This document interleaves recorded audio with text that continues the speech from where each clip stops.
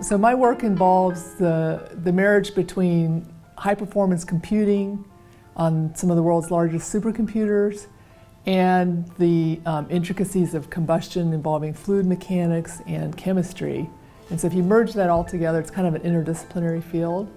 You start to really see some of the nuances of what's going on at really fine scale. So it's kind of like using a giant numerical microscope to zoom in and look at the coupling between fluid mechanics, flow, turbulence, and chemical reactions. And the thing that kind of drives this is that a lot of this research can be used to try to understand what's going on in a car engine or an airplane or in a gas turbine for power generation. And so trying to make those combustors burn more efficiently, at the same time produce less CO2 and various other harmful emissions like particulates or nitric oxides is kind of what, for societal benefit and to make our planet cleaner. I remember starting out in the lab as an undergraduate student, and I would go into the machine shop, and the guy that ran the machine shop he was joking, but he would hand me the dustbin and a broom every time I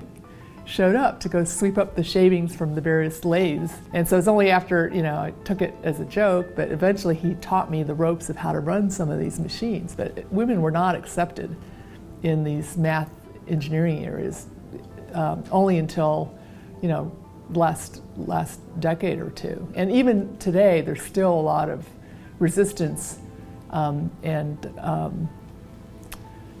to having women, in these STEM areas. And so we still have to work at it.